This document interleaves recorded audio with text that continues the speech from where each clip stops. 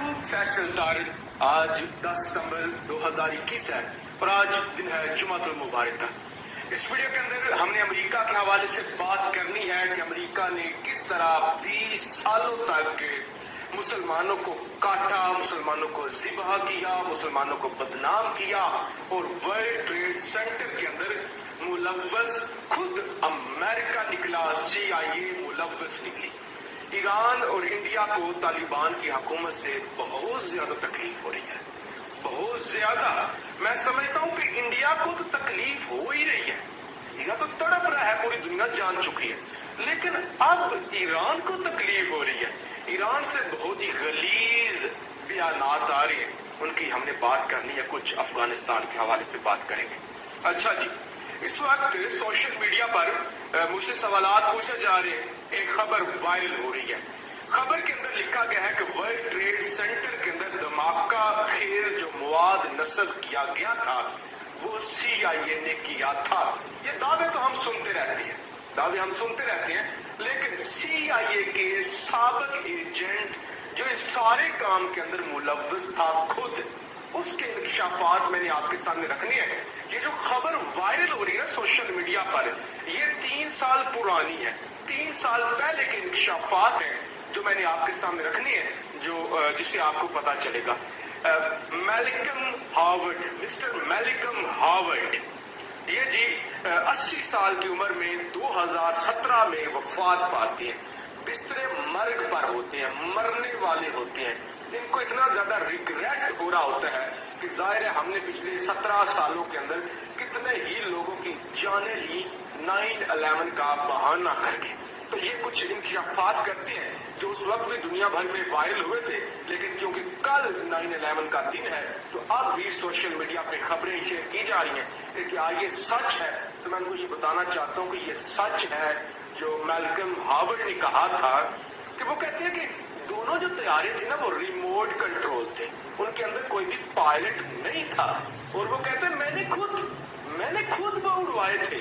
Malcolm Harvard कहता है हमने वर्ल्ड ट्रेड सेंटर पर कुछ रिमोट रखे हुए थे, यानी कुछ सिग्नल थे, एक यानी कह लें कि एक हिस्सा था उन तैयारों के अंदर, दूसरा उस रिमोट का हिस्सा था वर्ल्ड ट्रेड सेंटर के अंदर, ताकि वो आपस में GPS के जरिए मैच कर सके और एक्यूरेट हिट कर सके। तो वो कहते हैं 2 तैयारे थे, दोनों तैयारे खाली थे, पायलट नहीं था, वो टकरा गए थे, तबाही हुई थी। हमारा मकसद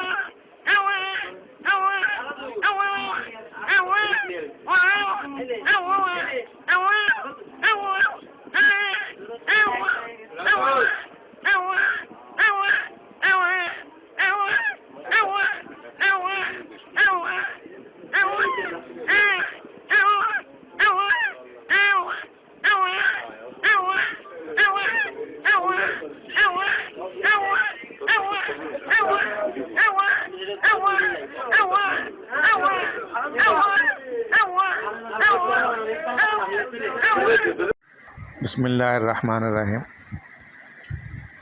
आज 11 सितंबर 2021 है, यानी कि आज 9/11 का दिन है। आज ही की तारीख़ में 2001 के अंदर WTC पर हमला हुआ था। तो इसी हवाले से मैं आलमी रूहानी डॉक्टर मौलाना अबरार आलम इसी मौजू पर गुफ्तगू करने जा रहा हूँ। और आज का मौजू है कि WTC पर किसने हमला किया था और क्यों। मेरी दुआ है अल्लाह ताला से कि या अल्लाह मुझे हक़ और सच बात कहने की तौफ़ीक अता फ़रमा और ऐसी बातों से जिससे कि किसी के दिल शिकनी हो मुझे महफूज फरमा। आमीन या रब्बल आलमीन।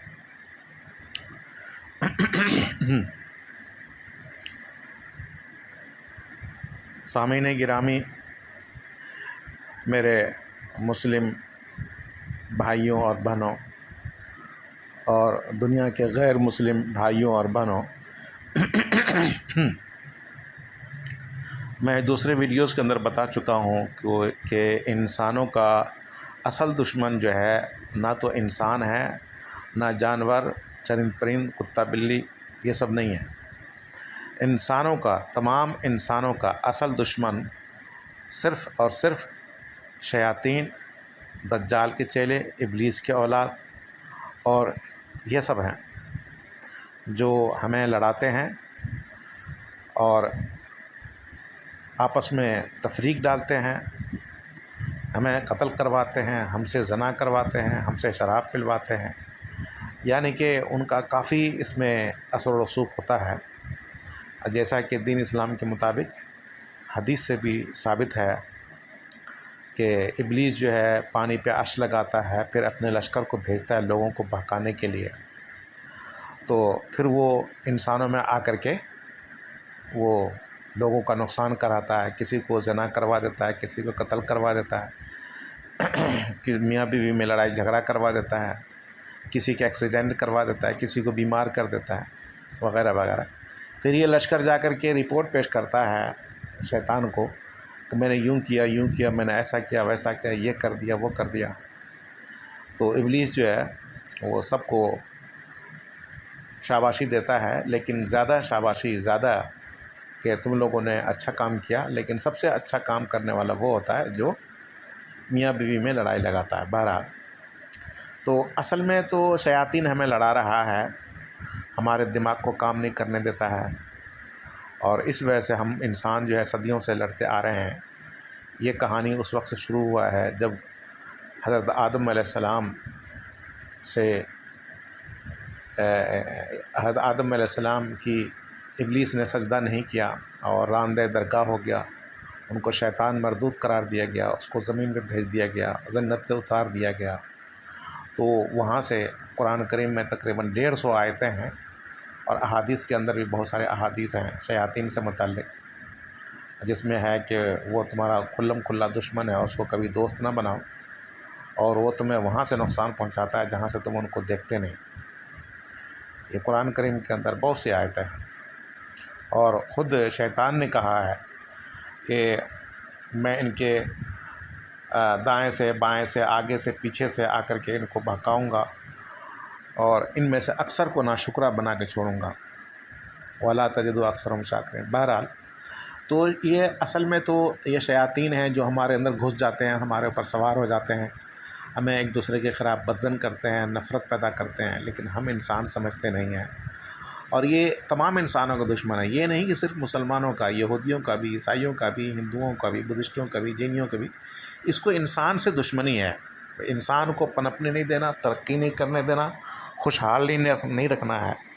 बहरहाल तो मैं तो यही समझता हूँ कि शैतानों ने जो है ना अमरीकियों को और अफ़गानियों को आपस में लड़ा दिया, यानी कि मसीहियों को मुसलमानों को आपस में लड़ाया।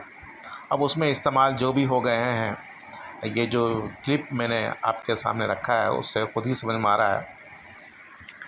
तो बहरहाल पहला जो सवाल है वो ये है कि WTC पर किसने हमला किया। तो ये फैसल तारड़ साहब जो है ये वीडियो क्लिप मैंने पेश किया है, उसमें आप ख़ुद ही सुन लिए हैं। उन्होंने बिल्कुल वाज़ेह अंदाज़ में ये दावा किया है कि WTC पर हमला करने में मुलव्विस जो है CIA का कोई बंदा है, उनका नाम भी लिया बाज़ाब्ता उन्होंने। ये वीडियो YouTube पर मौजूद है और क्या कहते हैं, मैं लिंक भी कमेंट के अंदर दे दूंगा YouTube पर और दूसरी जगहों पर, ताकि आप आसानी से पहुंच सकें इस वीडियो तक। इन्होंने दावा किया है कि 2017 से ये बात जो है ना वायरल है ये, और 2017 के अंदर जो है ना उसने एतराफ़ किया कि मैंने ही धमाका खेज़ मवाद WTC के अंदर रखा था और ये दोनों जहाज़ जो थे उसमें पायलट तो था ही नहीं, रिमोट से उनको इस्तेमाल किया गया और बहरहाल तफसील तो उसमें है ही। मैं इस चक्कर में नहीं जाना चाहता, और न मैं ही सियासी आदमी हूँ, और ना मेरे पास इतना टाइम है कि मैं इन चीज़ों में पढ़ूँ। सीधी सी बात है कि मेरा अपना जो मौक़िफ़ पहले था और अब भी है वो ये कि जिसने भी WTC पर हमला किया, अगर वो मुसलमान था तो भी उसका हमला करना गलत था। और उसकी वजह ये है कि दीन इस्लाम के अंदर किसी गैर मुस्लिम को कत्ल करने या किसी गैर मुस्लिम को मारने का जवाज़ उस वक्त होता है कि जब आप उनको दीन इस्लाम के बारे में पूरी बात समझाएं कि दीन इस्लाम सच्चा मज़हब है, उसको तुम मान लो, अल्लाह को कबूल कर लो, फिर उसके बाद दलाइल दें, उनको मुतमईन करें मुकम्मल तरीके से, और वो फिर भी मुतमईन ना हो तो आप कहें कि जी ठीक है जी, तुम अपने मज़हब पर अमल करो, हम अपने मज़हब पर अमल करते हैं, लेकिन हम दीन इस्लाम को दूसरों तक पहुँचाते हैं। अब अगर वो फैलाने में, दीन इस्लाम के फैलाने में वो शख्स रुकावट डालता है किसी भी तरीके से कि दीन इस्लाम का नुकसान हो, दीन इस्लाम ना फैले, फिर आप उनके ख़िलाफ़ एक्शन ले सकते हैं, क्योंकि वो आपके रास्ते में रुकावट डाल रहा है। ठीक है। तो वर्ल्ड ट्रेड सेंटर के अंदर जितने भी लोग थे, यानी कि मैंने जो ये कहा है अपनी तरफ से नहीं कहा, हमारे आखिरी नबी मोहम्मद सल्लल्लाहु अलैहि वसल्लम की जो ज़िंदगी है उसमें आप देख लें जंगें क्यों हुई। जंगें यही हुई कि वो रुकावटें डालते थे, फिर जंग शुरू हो जाता था। मैंने कि खतूत लिखे, उनको समझाया, नहीं माना, जिन लोगों ने मान लिया तो मुसलमान हो गए, और जिन लोगों ने नहीं माना तो उनको यही कहा जाता था कि हमारे मातहत बन कर रहो, जिज़िया और टैक्स दे करके रहो अक़लियत के अंदर, और तुम्हारे सारे हुकूक अदा होंगे, हम तुम्हारी हिफाजत करेंगे। लेकिन अगर वो रुकावट डालता है और इस तरह से हुकूमत को नहीं मानता है, फिर उनसे जंग किया जाता था। ठीक है ना। अब यहाँ पर दीन इस्लाम के एतबार से भी देखें तो WTC के ऊपर अगर फ़र्ज़ करें मुसलमानों ने हमला किया तो उनका ये हमला करना नाजायज़ था, क्योंकि WTC के अंदर जितने भी लोग थे उनमें कत्ल हुए तो उनको किसी ने तबलीग नहीं किया, यानी उनको मुतमईन नहीं किया अल्लाह के बारे में, मोहम्मद सल्लल्लाहु अलैहि वसल्लम के बारे में, दीन इस्लाम के बारे में। ठीक है। दूसरी बात, अगर तबलीग किया भी होता तो उन लोगों ने मतलब ये कि कहीं सबूत व शवाहिद नहीं है कि उन्होंने जो है ना वो इनकार कर दिया, या ये कि उन्होंने धमकी दी, या उन्होंने जो है ना रुकावट डाला दीन इस्लाम के फैलने में। ऐसा कोई जुर्म उनका नहीं है। तो जब उनका कोई जुर्म नहीं है तो उनको कत्ल करना, उनको मारना, उन पर हमला करना, उनकी बीवियों को यतीम बनाना, उनकी बीवियों को बेवा बनाना, उनके बच्चों को यतीम करना, ये कहीं से भी जायज़ नहीं है। मोहम्मद सल्लल्लाहु अलैहि वसल्लम जहाँ रहते थे मदीना मुनव्वरा में, वहाँ पर भी कुफ़ार थे। तो क्या मतलब, जितने भी काफिर थे वो सबको कत्ल करते फिरते थे, सबको कत्ल कर दिया। फिर तो आप सल्लल्लाहु अलैहि वसल्लम के शहर में या आपके इलाके के अंदर कोई भी काफिर मौजूद नहीं रहना चाहिए, जहाँ जबकि हदीस से साबित है कि आप जहाँ से गुज़रते थे तो एक खातून थी, यहूदी खातून थी, वो आपके रास्ते में कांटा बिछाती थी। एक दिन कांटा नहीं बिछाई और भी तो आप गए उनकी खिदमत के लिए, ख़बर पूछने के लिए, तो पता चला वो बीमार थी, इसलिए कांटा नहीं फेंक सकी आपके रास्ते में। तो जब आपने उनसे खैरियत पूछी, इयादत की, तो वो फिर वो मुसलमान हो गई आपके इस अखलाक को देख करके। तो मालूम क्या हुआ कि ये नहीं है, आपके ख़ुद मतलब कि पड़ोस के अंदर और मक्का के अंदर भी और मदीना के अंदर भी बहुत से ऐसे लोग थे जिनसे मुआहदात थे और उनको कत्ल नहीं किया गया, गैर मुस्लिम भाइयों और बहनों को, क्योंकि जब तक वो रुकावट नहीं डालते हैं और मतलब कि मुज़ाहमत नहीं होती तब तक जंग जो है नहीं होता है। तो यहाँ पर जो है ना तो उनको तबलीग की गई, ना उनको मुतमईन किया गया और उन पर हमला कर दिया गया। अगर मुसलमानों ने किया था तो भी गलत था, नाजायज़ था, और ये गलत काम है, ये हराम काम है दीन इस्लाम के मुताबिक भी, क्योंकि वो लोग जो उसमें थे उनका वो वाजिबुल कत्ल थे नहीं और इन्होंने हमला करके कत्ल कर दिया। तो अब तक तो हम यही सुनते आ रहे थे कि मुसलमानों ने किया, किसने किया अल्लाह ही जानता है। लेकिन अब यहाँ ये फैसल तारड़ साहब जो है इस वीडियो के अंदर खुल्लम खुल्ला कर रहे हैं यूट्यूब पर आकर के कि और बाज़ाब्ता नाम ले रहे हैं और हवाला दे रहे हैं और तरीक़ा वारदात बता रहे हैं सारा कुछ, तो उनके पास सबूत है, बगैर सबूत के तो उन्होंने नहीं कही ये बात। तो मुझे तो पता नहीं था, लेकिन इस वीडियो से हमें पता चला। ये वीडियो मैंने देखा और ख़ुद वो कह रहे हैं कि 10 सितंबर है, तो कल मैंने ये वीडियो महफूज किया था और आज मैं आपके सामने पेश कर रहा हूँ। तो ये तो तय बात है कि अब अगर CIA के इस फ़र्द ने हमला किया तो अब आप खुद ही सोच लीजिए कि ये कितनी बड़ी गलत बात है कि वो ख़ुद उसमें मसीही लोग भी थे और यहूदी लोग भी थे, हो सकता है मुसलमान भी हों, तो वो यानी कि खुद ही अपने ही लोगों को, अपने ही मज़हब के मानने वालों को कत्ल कर दिया। अब आप बताइए, इनको ख़ुद सोचना चाहिए, अगर इन्होंने ख़ुद ऐसा किया है और या किसी के कहने पर किया है, तो अब ये सोचें हैं कि मरने के बाद कब्र में इनके साथ क्या हो रहा होगा।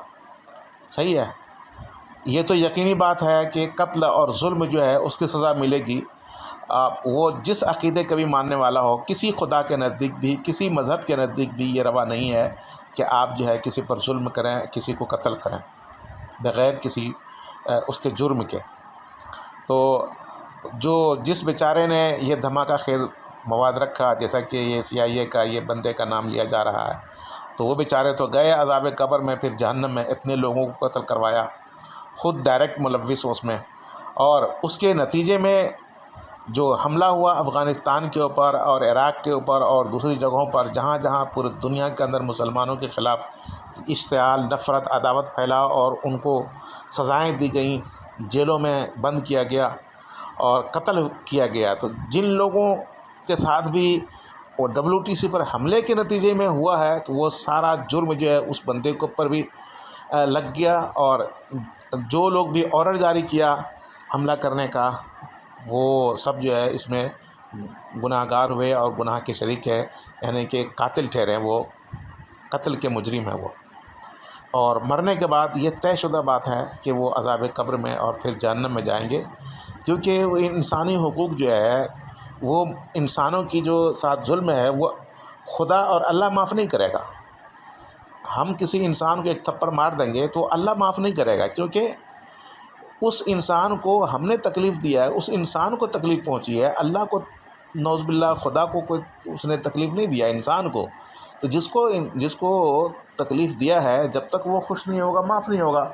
इंसाफ का तकाज़ा ये है कि गलती करे दीवार और तकलीफ़ दे आप छत को, ये तो गलत बात है ना। तो या मतलब ये गलती करे दीवार के साथ अब माफ़ करे छत, ऐसा नहीं होगा।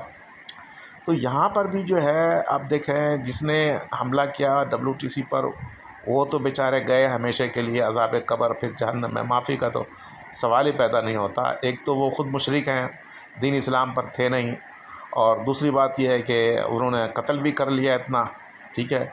और तीसरी बात,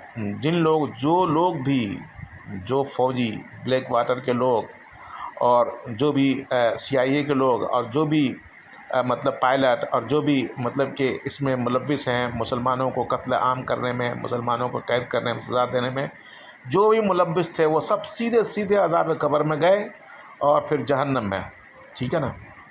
ये तयशुदा बात है।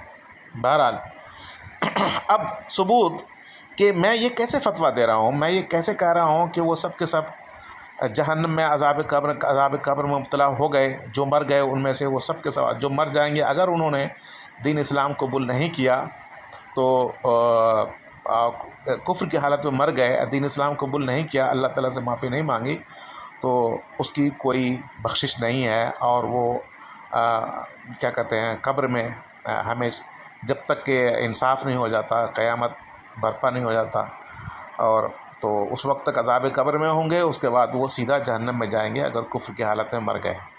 अगर उनमें से कोई ज़िंदा है, मेरा पैगाम पहुंच गया, जिन लोगों ने भी मुसलमानों को अफ़गानिस्तान, इराक़, इधर उधर कत्ल किया है, चाहे वो फ़ौजी हैं या चाहे वो ऑर्डर देने वाले हैं, चाहे वो ब्लैक वाटर के लोग हैं या पायलट्स हैं, कोई भी मुलव्विस हैं, वो सब के सब फ़ौरी तौर से तौबा करें और दीन इस्लाम कबूल कर लें। यही एक सूरत है अज़ाब कब्र से बचने का, वरना उसके अलावा और कोई सूरत नहीं है। क्योंकि दीन इस्लाम के बारे में आया है कि अल इस्लाम यहदु मा कान क़ब्लहु, अगर कोई गैर मुस्लिम है, जितना भी गुनाह किया है, लेकिन अगर वो इस्लाम कबूल कर लेता है, तो इस्लाम की ये ख़ासियत है कि इस्लाम कबूल करने से पहले जो भी गुनाहें हुई वो माफ़ हो जाती हैं। हाँ, अगर किसी का कर्ज़ा है ठीक है ना। ह्यूमन राइट्स से कर्ज़ा है तो वो आपको अदा करने पड़ेंगे। और हज अगर कर ले फिर तो मुज़दलिफ़ा के मकाम पर जो है ना, जब मुज़दलिफ़ा में ठहरते हैं तो वहाँ पर जो है वो सारे गुनाह हुकूक़ुल इबाद भी माफ़ हो जाते हैं दीन इस्लाम की तालीमात के मुताबिक। तो वो कत्ल भी जो है अल्लाह ताला माफ़ कर देंगे, क्योंकि इस्लाम कबूल करने की ये फ़ायदा है और ये ख़ासियत है। तो अब सवाल कि ये कैसे मैं कह रहा हूँ, तो मेरे भाई आप दीन इस्लाम की बातों को ना मानिए, आप किसी किताब की बात को नहीं मानिए, हमारे कुरान करीम और अहादीस की फ़तवे को नहीं मानिए। मैं आपको तरीका बताता हूँ एक, वो ये कि जितने भी लोग ये जैसे कि ये CIA का नाम लिया जा रहा है, ये 2017 में ये फ़र्द जो है कत्ल हो गया है, तो आप उनके कब्र पे जा कर के एक हफ़्ता रात को आप टाइम दीजिए और उनके बराबर में सोइए, कोई भी तहक़ीक़ करना, और उनसे यही कहिए कि अल्लाह ताला जिस खुदा को भी आप मानते हैं कि मुझे जो है इस शख्स के हालात मेरे पर मुनकशिफ फरमा कि इस शख्स के साथ क्या हो रहा है, और ख़ुद उसके साथ भी आप उनसे बात कीजिए कि बताओ तुम्हारे साथ कब्र में क्या हो रहा है, मुझे बताओ, ठीक है ना। क्योंकि मैं तहक़ीक़ करना चाह रहा हूँ कि तुमने जुर्म किया या नहीं, और खुदा तुमसे खुश हुआ इस अमल से या नहीं, जो तुमने हमला किया था WTC पर, या अफ़गान मुसलमानों को जो कत्ल किया है। तो उनके कब्रों पर जा कर के आप जो है ना, रात को आप अगर तहक़ीक़ करना चाहते हैं, एक हफ़्ता आप रात को जा कर के आप सोएं उनके पास और उनसे बात करें, 1 घंटा आधा घंटा जो भी आपको टाइम मिलता है, बैठें रात के टाइम पुरसुकून अंदाज से, और आपको पता चल जाएगा, ख़ुद ब खुद जवाब आ जाएगा, या तो ख्वाब के ज़रिए से या किसी भी ज़रिए से इंशाअल्लाह आपके दिल में बात आ जाएगी। एक तरफ तो आप ये काम करें, जितने भी लोग मुलव्विस हैं आपको पता चल जाएगा कि वाकई जो मर गए और वो लोग मुलव्विस थे इस जुर्म के अंदर, मुसलमानों को कत्ल आम करने में, WTC को बहाना बना करके, तो उनका हाल क्या हो आपको पता चल जाएगा यकीनी तौर से। दूसरी तरफ जो कत्ल हुए हैं शुहदा है, तो अफ़गानिस्तान के अंदर जितने भी शुहदा की कब्रें हैं जो कि इस हमले में क्या कहते हैं कत्ल हुए हैं, तो आप उनके कब्र पर भी जा कर के आप बोलिए कि रात को मैं तहक़ीक़ करना चाहता हूँ, ये बताओ तुम्हारे साथ क्या हुआ। तो मेरे भाई मैं आपको यकीन दिलाता हूँ वो आपसे रब्ता करेंगे, वो आपको जवाब देंगे किसी भी तरीके से कि मैं जो है ना सही हालत के अंदर हूँ, मैं खुश हूँ, अल्लाह ताला ने मुझे क्या कहते हैं कब्र के अंदर जो है बहुत आसाइश दे रखी है और मैं खुश हूँ, और अल्लाह ताला हमें खाना पीना यहाँ दे रहे हैं, और मैं जन्नत के चीज़ों को इस्तेमाल करता हूँ। ये तो कुरान करीम में आया हुआ है, इसलिए मैं कह रहा हूँ। सूरतुल बकरा आयत नंबर 154 और सूरह आले इमरान आयत नंबर 169 में वाज़ेह तौर से आया है कि जो लोग अल्लाह के रास्ते में कत्ल हो जाते हैं उनको मुर्दा मत कहो, वो ज़िंदा हैं, इंद रब्बिहिम युरज़क़ून, उनको रब के पास से गज़ा दिया जाता है, खाना पीना दिया जाता है। फ़रहीन बिमा आताहुमुल्लाहु मिन फ़ज़ली, वो खुश हैं जो भी अल्लाह ने उनको इनाम दिया है अपने फ़ज़ल से। बहरहाल तो आप ये देखिए, आप उनके कब्र पर भी जा कर के एक हफ़्ता देखिए, सही है आपको पता चल जाएगा इंशाअल्लाह तबारक व तआला, आपको जवाब मिल जाएगा कि वो जो है जन्नत से राब्ते में है, और ये बंदे जो हमला आवर हैं या हमले का हुक्म देने वाले, अगर वो मर गए हैं कुफ्र की हालत में, वो सब जहन्नम से अज़ाब कब्र से राब्ते में हैं, कनेक्शन में हैं।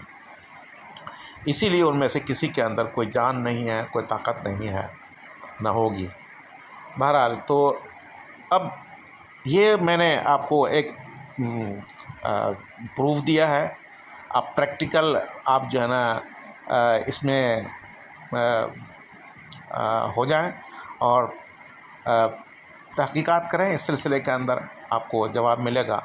मैं आपको यकीनी बात बताता हूँ, इंशाअल्लाह तबारक व तआला अल्लाह ताला ज़रूर मदद करेगा आपकी और आपको बता देगा। तो अब आप बताइए ये कितना बड़ा नुकसान है इंसानों का, कितने मुसलमानों के घर उजड़ गए, कितनी औरतें बेवा हो गईं, कितने बच्चे यतीम हो गए, कितने माँ बाप लावारिस हो गए, मोहताज हो गए, खाने पीने को तरस गए, उनके जवान बेटे मर गए, कोई कमाने खाने वाला नहीं। इधर जो WTC में मर गए तो उन बेचारों की बीवियां यतीम हो गईं, बच्चे बीवियां बेवा हो गईं, बच्चे यतीम हो गए, उन पर जो गुज़रा वो अलग हुआ। पूरी दुनिया के अंदर WTC को बहाना बनाकर जो मुसलमानों की नस्ल कुशी की गई, ठीक है ना, वो उनके साथ जो हुआ वो हुआ। आप बताइए शयातीन ने कैसा खेल खेला हमारे साथ, यानी हम इंसानों के साथ कैसा खेल खेल रहा है इस मरदूद ने, क्या नहीं कर दिया। तो बहरहाल तो मैं 100% तो नहीं कह सकता कि इल्म यकीनी के तौर पर कि किसने हमला किया, लेकिन ये जो वीडियो है फैसल तारड़ साहब की और ये जो तहकीक करके बता रहे हैं, इसकी बिना पर आप जो है ना ये कह सकते हैं कि जो ये रिपोर्ट दे रहे हैं ये बिल्कुल सच है। और मैं यही कह सकता हूँ कि आइंदा जो है एहतियात की जाए और इस तरह इंसानों पर जुल्म ना किया जाए। देखिए जो ईसाई हैं, जो मुसलमान हैं, दोनों का अकीदा है कि हज़रत आदम अलैहिस्सलाम के औलाद हैं जितने भी इंसान हैं, हव्वा अलैहिस्सलाम के औलाद हैं जितने भी इंसान हैं।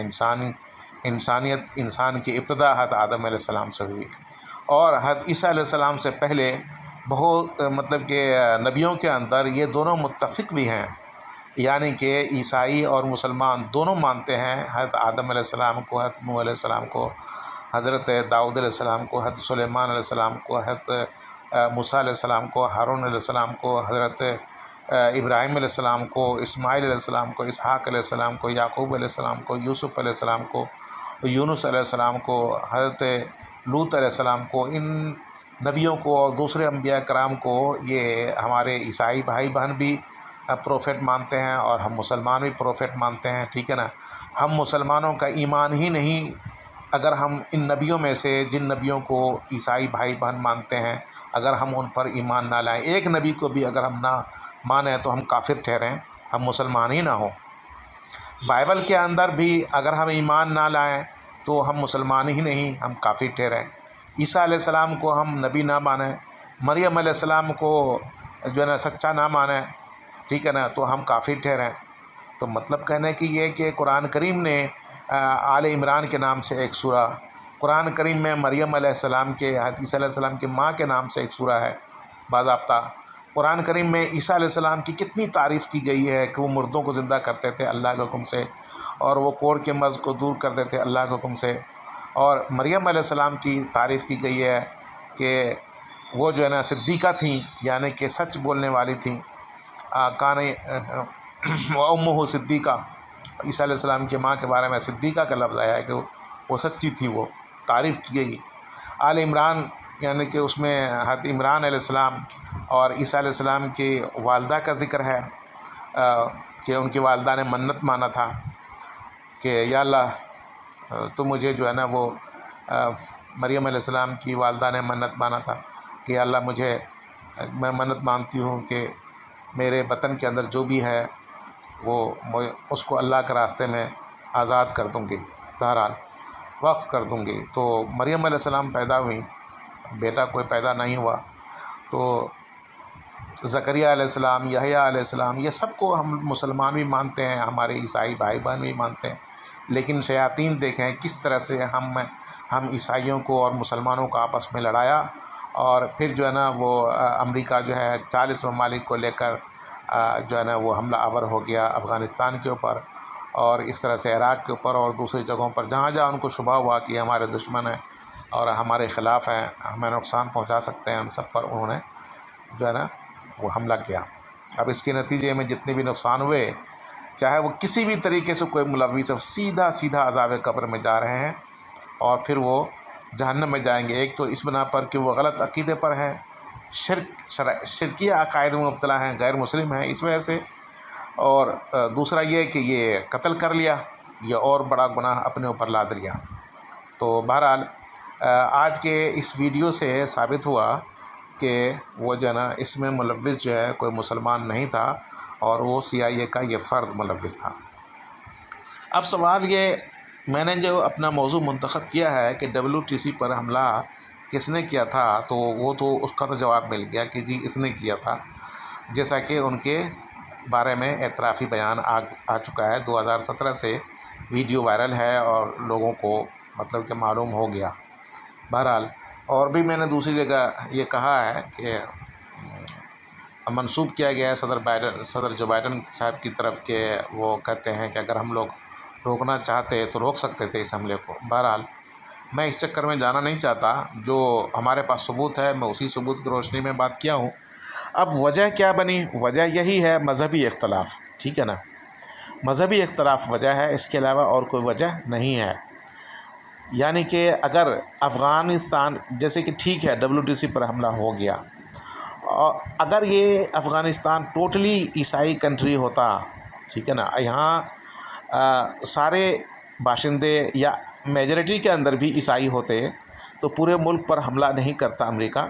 बल्कि जो मुजरिम था, फ़र्ज़ करें कि अगर वो जो मुजरिम था वो उन्हीं को पकड़ते या उन्हीं को सज़ा देते या सज़ा देने की कोशिश करते। ये आपको मैं तय बात बता देता हूँ। अगर फ़र्ज़ करें कि मुसलमानों ने किया, अफ़गानी मुसलमानों ने या अफ़गानिस्तान में रहने वालों ने हमला किया वर्ल्ड ट्रेड सेंटर पर, तो तब भी मैं कहता हूँ कि अगर अमेरिका में सारे बाशिंदे मुसलमान होते या अक्सर मुसलमान होते वहाँ पर बाशिंदे, तो भी कोई मुसलमान उस पर हमला नहीं करता। मैं आपको यकीन दिलाता हूँ। वजह उसकी एक दुश्मनी की वजह जो है ये मज़हबी इख्तलाफ है। सही है। इराक़ पर जो हमला हुआ और इस तरह से और दूसरे जगहों पर जो हमले किए गए, ख़ास तौर से मुसलमानों को कैद किया गया, उलमा कराम को और सबको, तो इन सब की वजह जो है वही मज़हबी इख्तलाफ है। अगर दोनों का मज़हब एक होता, हमला करने वाले और जिस पर हमला हुआ, तो फिर ऐसा नहीं होता।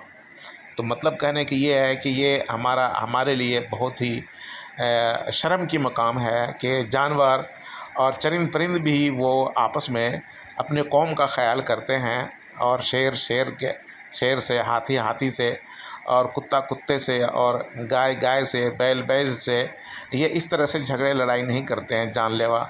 कभी कभी उनमें भी हो जाता है, लेकिन ऐसा नहीं होता कि 20 साल में आप खुद ही अंदाज़ा लगाइए कितनी मुसलमान औरतें बेवा हुई, कितने बच्चे यतीम हुए, और कितने घर उजड़े, और क्या कहते हैं वो कितने नौजवान जो है इस दुनिया चले गए, जिनकी वजह से वो जो है ना उनके घर जो है बर्बाद हो गए, कोई उनको कमा कर खिलाने वाला नहीं है।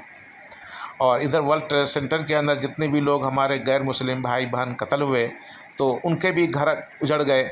इसी तरह से जो फ़ौजी कत्ल हुए इन जंगों के अंदर, तो उन फ़ौजियों के घर भी उजड़ गए। तो ये सब क्या चीज़ है? तो मतलब कहने की ये है कि हम तमाम इंसान जो है यही बराबर गलती कर रहे हैं, करते जा रहे हैं, और ये मामूली सा हम रिसर्च तहकीक नहीं कर लेते कि मेरे भाई नेचर और बिहेवियर ऑफ नेचर के ज़रिए से ये मालूम कर लें कि इस कायनात का खालिक कौन है, उनका नाम क्या है, उनके सिफ़ात क्या है। सारे मज़हबी पेशवाओं को जमा करके अक़वाम मुत्तहिदा या सलामती कौंसल के ज़रिए से ये रिसर्च कर लेने में क्या हर्ज की बात है।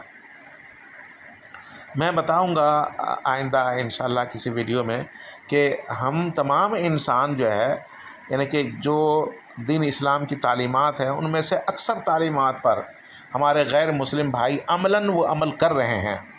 सिर्फ़ अक़ायद के अंदर थोड़ा सा वो फ़र्क हो जाता है कि वो 3 चीज़ों को नहीं मानते हमारे गैर मुस्लिम भाई बहन, यानी कुरान करीम को अल्लाह के कलाम नहीं मानते, मोहम्मद सल्लल्लाहु अलैहि वसल्लम को आखिरी नबी नहीं मानते, और दीन इस्लाम को सच्चा मज़हब तस्लीम नहीं करते। तो मुख्तसर सा मैं जवाब देता हूँ कि मैं तो बिहेवियर ऑफ नेचर के ज़रिए से जो है ना मैं अपने अल्लाह को साबित करता हूँ, और अपने नबी को साबित करता हूँ, और दीन इस्लाम को साबित करता हूँ। मुख्तसर सा मैं थोड़ा सा यहाँ पर जवाब दे देता हूँ दीन इस्लाम की सच्चाई के पर। जो लोग कि अल्लाह ताला को नहीं मानते हैं, तो मैं तो चूँकि इस वक्त आज हमारे ईसाई भाई बहन से बात करनी है, तो उनको समझाना है। मेरे पास एक वीडियो है, मैं यहाँ पर ऐड कर दूँगा, जिसमें एक कुत्ता का बच्चा है जो वाज़ेह तौर से कह रहा है अल्लाह अल्लाह अल्लाह अल्लाह, ठीक है ना। अब ये देखिए, ये कुत्ता अगर बड़ा होता तो इसमें ये इम्कान हो सकता था कि जी हम मुसलमानों ने या किसी ने उनको ट्रेन करके अल्लाह अल्लाह बुलवा रहे हैं, ठीक है ना। यहाँ तो एक बच्चा है, यानी कि कुत्ते के बच्चे को आप समझा नहीं सकते कि तुम अल्लाह अल्लाह कहो, किसी भी तरह से उसको बुलवा नहीं सकते, ठीक है ना। यही वजह है। तो इस बना पर अब आप बताइए, एक जानवर जो है वो अल्लाह अल्लाह कह रहा है। हमारे पास वीडियोज़ है, वो मैं बहुत लंबा वीडियो हो जाएगा, मैं किसी और वीडियो में मैं सब शामिल कर दूंगा, जिसमें है कि गाय अल्लाह अल्लाह कह रही है, ठीक है ना, बैल अल्लाह अल्लाह कह रहा है, शेर अल्लाह अल्लाह कह रहा है, मुर्गे अल्लाह अल्लाह कह रहा है, बिल्लियाँ अल्लाह अल्लाह कह रही हैं, ठीक है ना, और क्या कहते हैं, बहुत सारे नेचुरली अशिया के ऊपर अल्लाह का नाम लिखा हुआ ज़ाहिर हो रहा है। इसी तरह से मेरे पास वीडियो सब मौजूद है। तो मतलब कहने के ये है कि आप ये देखें किसने इनके ज़ुबान से निकलवाया अल्लाह अल्लाह। अल्लाह तो एक अरबी लफ्ज़ है, एक जानवर और परिंदे ये अल्लाह अल्लाह कह रहे हैं, कौवा अल्लाह अल्लाह कह रहा है, मोर जो है वो अल्लाह अल्लाह कह रही है, जानवर ने कि वो अल्लाह अल्लाह कह रहे हैं। तो ये हैरान कुन चीज़ है, बिल्कुल क्लियरली है। मैं यहाँ पर सारा ऐड नहीं करूँगा, जब नेचर पर बहस करूँगा तो उसमें सारा कुछ शामिल करूँगा एक साथ। यहाँ थोड़ा सा मैं जवाब दिया हूँ तो अल्लाह के ऊपर तो ये है। अच्छा, अब सवाल कि जी हो सकता है कि इत्तेफाकी तौर से कुत्ते के बच्चे ने बोल दिया इन जानवरों ने, तो मैं तो ईसाई भाई बहन से भी बात कर रहा हूँ। मेरे भाई इत्तेफाकी तौर से कभी ज़िंदगी में हमें एक वीडियो दिखा दीजिएगा जिसमें जेसस जेसस जेसस जेसस कोई कुत्ता का बच्चा कह रहा हो। बड़े कुत्ते की बात नहीं करता, क्योंकि आप उसको सिखाएंगे तो वो तो ये भी बोल देगा आई लव यू। जो सिखाएंगे बार बार लफ्ज़ उसको रटाएंगे तो वो बोल देगा। मेन चीज़ ये है कि बच्चा, कुत्ते का बच्चा बोल रहा है अल्लाह अल्लाह, तो आप भी कुत्ते का बच्चा से बुलवाइए ईसा ईसा, ईसा ईसा, मरियम मरियम, मरियम मरियम, होली गोस्ट होली गोस्ट।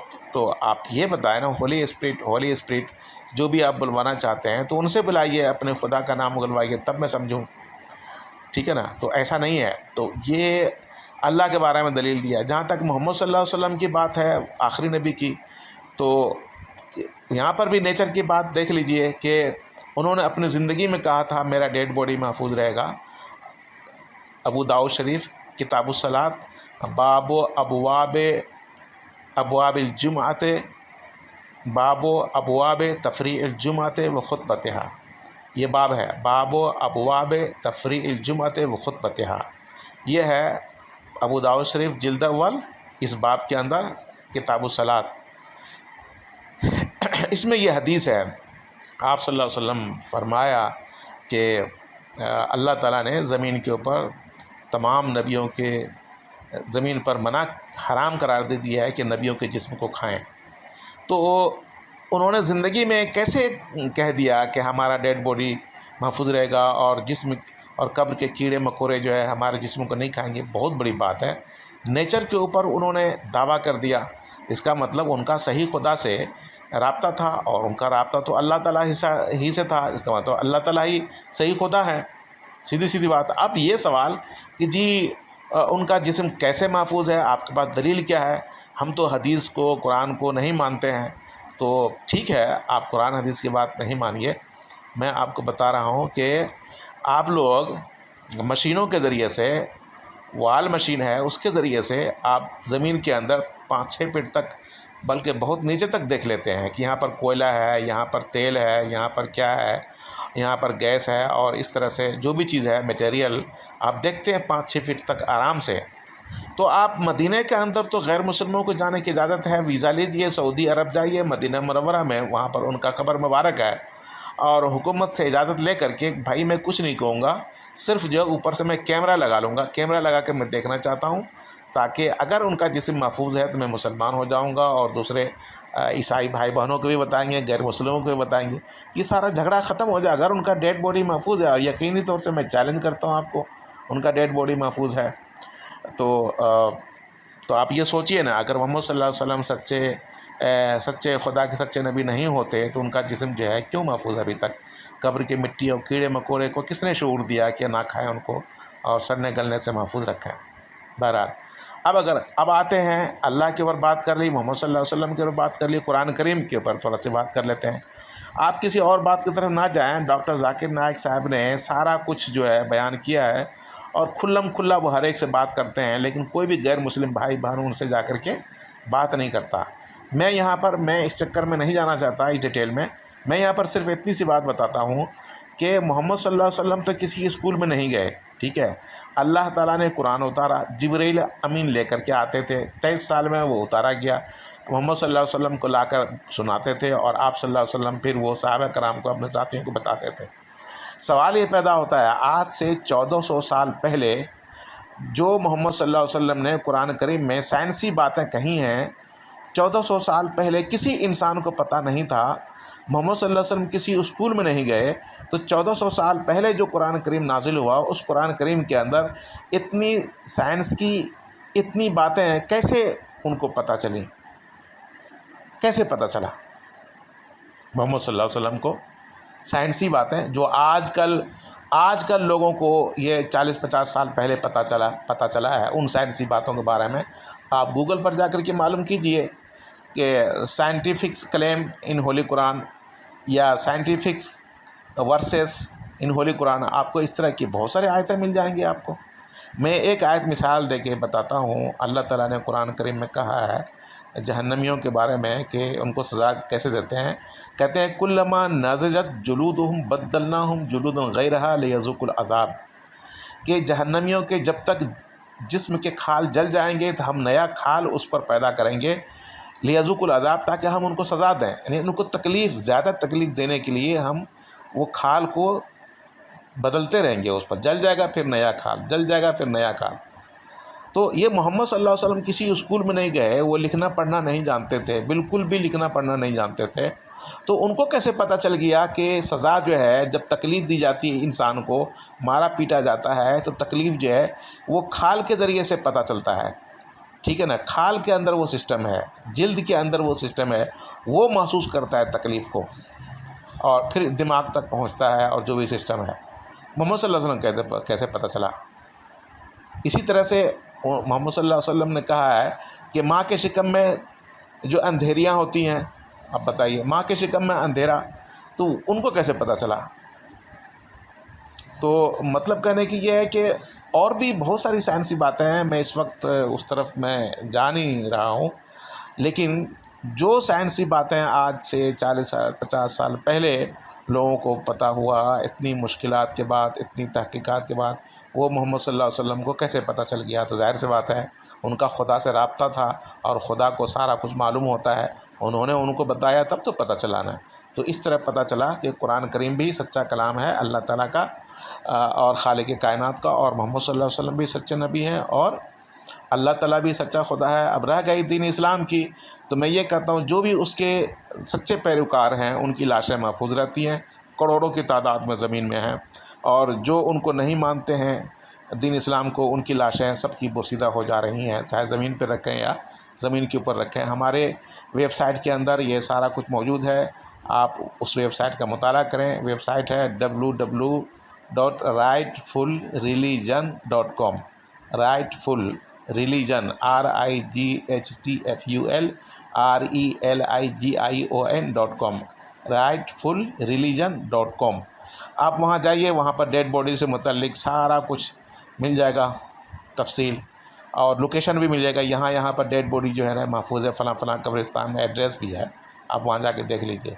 फिर भी आपको कोई इश्काल हो, कोई ऐसी बात हो, तो आप मुझसे रब्ता कर सकते हैं। मेरा व्हाट्सएप नंबर है 00923332100668। फिर से सुन लीजिए एक बार, 00923332100668। आप यहूदी भाई बहन हो, ईसाई भाई बहन हो, हिंदू भाई बहन हो या बुद्धिस्ट भाई बहन हो, कोई भी हो, कहीं भी हो, कोई भी आपको सवाल हो अल्लाह से मुतल्लिक, कुरान करीम से मुतल्लिक, मोहम्मद सल्लल्लाहु अलैहि वसल्लम से मुतल्लिक, दीन इस्लाम से मुतल्लिक, तो आप हमसे व्हाट्सएप के ज़रिए से पूछ सकते हैं, बात कर सकते हैं, अरबी के अंदर, इंग्लिश के अंदर, उर्दू के अंदर, ठीक है। और ये जो मैंने बातें की हैं, इस सिलसिले में अगर कोई बात मैंने गलत की है तो आप मेरी इस्लाह कर सकते हैं, तो मैं उससे रुजू कर लूँगा। अगर मैंने कोई गलत रिपोर्ट दी, गलत बातें मैंने की है, तो आप मुझे बताएंगे तो मैं उससे रुजू कर लूँगा अगर मेरी बात गलत साबित हो गई तो। लेकिन ऐसा कुछ भी नहीं है, जो भी मैंने बात की है नेक नियति से मैंने की है, और सच्ची नीयत से हमने किया है। और तहकीक के बाद हम बात किए हैं, जहाँ तक ये बात कि आपने कैसे कह दिया ईसाई भाई बहन जो है गैर मुस्लिम जो है मरने के बाद अज़ाब क़ब्र में मुब्तला होते हैं, तो उसका प्रैक्टिकल सबूत मैंने दे दिया। क्योंकि कोई किसी की किताब को मानता नहीं है, ना हिंदू गैर हिंदू की किताब को मानता है, ना ईसाई गैर ईसाई की किताब को मानता है, ना यहूदी गैर यहूदी की किताब को मानता है, ना मुसलमान गैर मुस्लिम की किताबों को पूरा मानता है। क्योंकि ये हमारा अक़ीदा है कि बाइबल और दूसरी किताबों में लोगों ने कुछ मिक्स भी किया है, उसका भी सबूत है मेरे पास। तो जो रियल बाइबल है, रियल तौरात है, रियल कलाम इलाही है, हम लोग उन पर यकीन रखते हैं, उसके बगैर हम मुसलमान हैं ही नहीं। बहरहाल तो ये बातें आज के 9/11 के हवाले से मैंने आपके सामने पेश किया है।